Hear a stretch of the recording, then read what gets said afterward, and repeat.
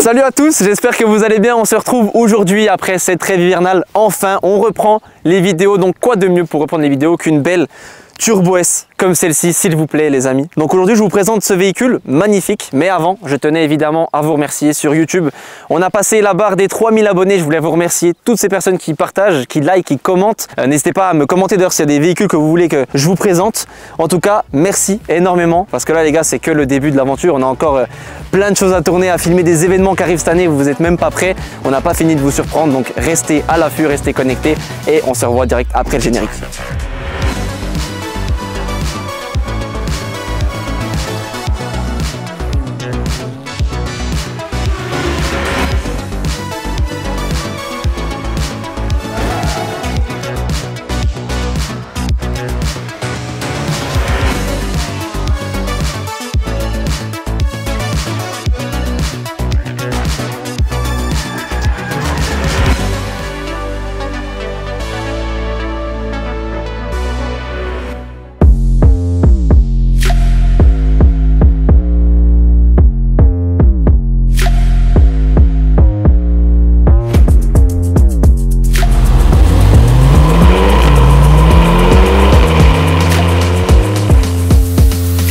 Bon les amis, un mois de mars comme ça en Franche-Comté, c'est ça. Ils annoncent un petit peu de soleil, mais bon, il y a la pluie. En tout cas, pour introduire le sujet, on est là face à un modèle phare de cette époque-là. Un modèle qui a introduit en 2013 pour le millésime 2014. Celle-ci est une 2014, évidemment, qui est magnifique. On a là 560 chevaux les amis, on a une transmission intégrale, des technologies de pointe. Donc c'est un modèle phare avant même que la phase 2 sorte. Parce que là c'est la phase 1, 991. La phase 2 sort en 2016. Là en tout cas, on va bien s'amuser. Donc là la Porsche 911 Turbo existe depuis 1974, avec la 930 Turbo notamment. La 991 qu'on a ici aujourd'hui, Turbo S 2014, elle succède elle à la 997 Turbo S de 530 chevaux, je vous le rappelle. Ici on a une évolution du concept turbo avec un confort accru. On a des performances aussi qui sont améliorées. Alors au niveau du prix, neuf et occasion pour celle-ci, le prix neuf en 2014, elle était à environ 200 000 €, qui était assez conséquent quand même. En 2024, on est entre 110 000 et 160 000. Elle a perdu un petit peu, mais prendra avec le temps. C'est ce que disent les Porschistes également, amoureux de la turbo, avec une version cabriolet qui est plus dure à trouver, mais qui du coup est forcément légèrement plus chère. Au niveau de la transmission, on a une boîte PDK 7 rapports à double embrayage. Donc là, la transmission est intégrale, c'est le PTM, Porsche Traction Management, qui gère tout ça. On a le système de répartition aussi du couple entre les essieux et ça permet à 0 à 100 en 3 secondes 1. C'est énorme. Et aussi grâce au launch control qu'on va tester tout à l'heure. La vitesse max également est atteinte à 318 km/h. Pour parler un petit peu du poids aussi, on arrive ici à 1605 kg en coupé. En version cabriolet, on perd 20 kg. Mais on a quand même cette répartition des masses qui est optimisée pour la stabilité et structure qui est allégée grâce à l'aluminium notamment et à l'acier haute résistance. En parlant de record également, on a même un propriétaire aux États-Unis qui a parcouru plus de 300 000 km avec sa 991 Turbo S. Il a même précisé qu'il n'y avait pas de problème majeur, ce qui démontre aussi la fiabilité impressionnante de cette voiture malgré ses performances élevées. On va parler un petit peu du moteur aussi les amis. Évidemment c'est un flat 6, on ne pourra pas le voir, mais je vais vous montrer le peu qu'on puisse voir, qui est juste ici. Regardez-moi ça. On est face au flat 6, du peu qu'on puisse voir, le 3,8 litres biturbo. 560 chevaux à 6500 tours minute, c'est énorme. On a 700 Nm de couple, 750 même avec overboost. Là on a le turbo à géométrie variable pour une meilleure réactivité, avec également là-dessus une injection directe et le refroidissement qui est optimisé. Les amis, avant de poursuivre la vidéo, celle-ci est sponsorisée par Courtage Auto, mon partenaire dans l'importation automobile qui en est leader en Europe aujourd'hui. Vous recherchez un véhicule spécifique, une motorisation rare, une édition rare, Courtage Auto la recherche pour vous, investigue quant à la documentation du véhicule, les contrôles techniques, les cartes grises définitives, carte grise provisoire. Courtage Auto s'occupe de tout intégralement jusqu'à la livraison à votre domicile. Alors appelez Courtage Auto si vous recherchez un véhicule spécial avec vos critères personnels. Donc on va maintenant parler un petit peu de l'extérieur. On va commencer par la face avant comme on a l'habitude de faire avec les beaux phares qui eux ne changent pas. Magnifique. PDLS. On a un vrai logo pour le coup. On a vu déjà sur les GT4, les GT3 RS. On a souvent des stickers. Là c'est le vrai logo. Bon, dans les générations 2012, en général c'est beaucoup de vrais logos. On a ici un bouclier qui est élargi pour la Turbo S, qui est magnifique. On a les phares qu'on reconnaît, c'est comme ça qu'on reconnaît la phase 1. C'est ces phares qui sont beaucoup plus épais que la phase 2. Cette Turbo S est équipée du PAA, donc c'est le Porsche Active Aerodynamics. On a des volets qui sont mobiles. Ceux-ci, on les voit, les volets. On va continuer sur le côté. On va arriver sur les jantes qui sont très jolies, jantes de série avec l'étrier jaune. Donc là, c'est du 20 pouces, monobloc. Les disques ventilo-perforés qui sont gigantesques, c'est énorme, franchement j'adore.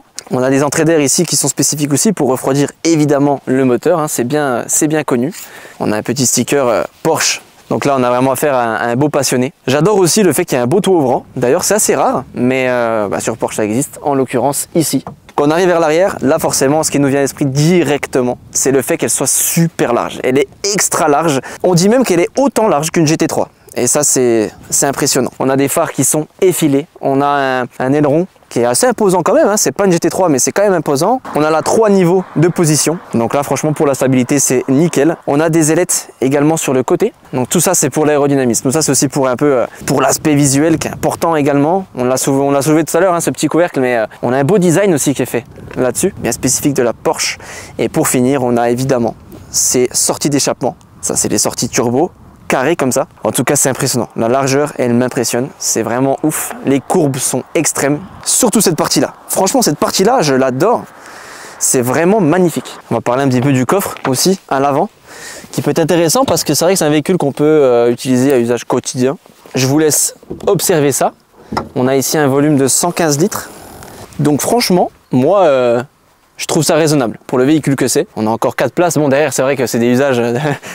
Les places arrière, on va regarder tout à l'heure, mais c'est les places de la 911 quoi. Si vraiment on n'a pas le choix, on va mettre quelqu'un derrière. Deuxième partenaire de cette vidéo, AND Sport, dont ce véhicule est en vente actuellement. Donc si vous êtes intéressé, n'hésitez pas à contacter AND Sport. Ils se chargeront de vous dire tout ce qu'il faut savoir sur ce véhicule. Magnifique, même plus que moi. Ils s'occupent également du dépôt-vente. Si vous avez un véhicule à vendre, confiez-le à AND Sport. Ils vous le vendent dans des plus brefs délais grâce à un nombre d'avantages conséquent, justement pour attirer beaucoup plus de monde. Alors confiez votre véhicule à AND Sport si vous voulez le vendre plus rapidement et efficacement. Les amis, pour l'intérieur, c'est parti. Intérieur du 911, hein. Les phases 1, on a ce volant là, c'est pas encore le volant qui est issu de la 718, donc le très beau volant de la phase 2, mais c'est quand même là, ça vieillit plutôt pas mal, ça va, il y a pire que ça franchement. On a le volant Sport Design évidemment pour commencer directement, hein, en Alcantara, forcément avec les palettes intégrées. On a de l'Alcantara également sur le levier. On a le turbo écrit juste ici, mais franchement c'est assez beau. On a pas mal d'inserts en carbone un peu partout. Là on a aussi les porte-gobelets qui sont plutôt sympathiques, pour prouver aussi qu'il y a un usage quotidien quand même. On a également les 5, hein, évidemment cadran, on a le contour au milieu en blanc, ça existe aussi en option, hein, on peut en avoir des jaunes, etc. Il y a aussi un compteur virtuel, évidemment, un écran si vous voulez. On a aussi des inserts au niveau de la console centrale, avec le toit ouvrant que je vais vous montrer après, avec les 3 positions ici, le sport plus, on a vraiment pas mal de choses. Le start and stop qu'on peut désactiver, et ça c'est cool parce que pour les turbos c'est pas ce qu'il y a de mieux. Évidemment on a le sport chrono également, juste ici, le pack chrono. Moi à l'intérieur je me sens bien, et c'est vraiment, on a un aspect limite course en fait, c'est vraiment cool. On a l'écran juste ici, on a le PCM, c'est le Porsche Communication Management, et tout type de réglage, dont les sièges chauffants, les sièges ventilés pour celle-ci. Voilà, donc on a une connectivité adaptée, on a le Bluetooth, etc. C'est vraiment plutôt pas mal. Pour ces générations-là, c'était le top du top en fait. C'était un extérieur qui était large, énorme, des boucliers redessinés, beaucoup plus large qu'avant, avec ce volant évidemment qui est en Alcantara. Il n'y a pas que ça en Alcantara, on a vu le pommeau, mais également les montants et tout le plafonnier qui est en Alcantara. Même le toit ouvrant, on n'a pas la plaque en verre, c'est pas panoramique, et donc même ça, c'est en Alcantara, jusqu'à derrière. Et pour parler de la sellerie, on est là sur des sièges cuir avec des surpiqûres d'origine, donc assez sobre. Niveau confort, on est vraiment bien. Pour dire qu'en plus ils sont chauffants et ventilés, et ben franchement il manque de rien ici. Ce que je vous propose maintenant, c'est de justement essayer ce beau véhicule. Avant ça, je la démarre. La clé, hein, évidemment, hein, les clés Porsche, donc dans la forme du véhicule, c'est vraiment stylé. Qui s'insère sur la gauche contrairement aux autres véhicules. Pour entendre ça, s'il vous plaît, messieurs, dames, s'il vous plaît. Le mode sport, on entend directement les valves qui s'ouvrent. On va attendre qu'elle chauffe un petit peu. Je vous invite à monter avec moi et on va faire quelques petits tours pour justement apprécier le bruit, apprécier un petit échange avec moi, si vous êtes ok. C'est parti. On va voir un petit peu le ressenti, est-ce que ça vaut. Là, je suis en mode classique, confort. On verra après pour le mode sport. Là, c'est vrai qu'il pleut, donc je reste prudent. Là, j'appuie sur le mode sport, on a les valves qui s'ouvrent directement. Ça s'entend vraiment plus. Après, si on doit parler aussi au niveau confort, franchement, il n'y a rien à dire. C'est les sièges Porsche, donc ceux-là, on les connaît bien, je les connais bien. On est vraiment bien installé. Moi, mon gabarit, en tout cas, c'est ok. Mais c'est vrai que c'est un véhicule qui est assez marrant à conduire parce que c'est très réactif. Donc c'est un moteur qui est explosif, mais il suffit d'appuyer un petit peu, elle est très réactive. Ce que je retiens aussi, c'est le freinage, mais bon, c'est le freinage Porsche, très connu. C'est brutal. Le passage des rapports également, en parlant de réactivité, c'est vraiment réactif. Elle attend pas une seconde pour réagir. En tout cas, c'est très marrant, c'est très joueur. Donc là, on arrive sur une route fermée, évidemment. On va accélérer un petit coup. Oh, c'est un bordel. C'est ça Porsche en fait, c'est le son qui va avec la performance. Oh là là là là là là. Vous verrez la secousse. Pardon pour la secousse les amis.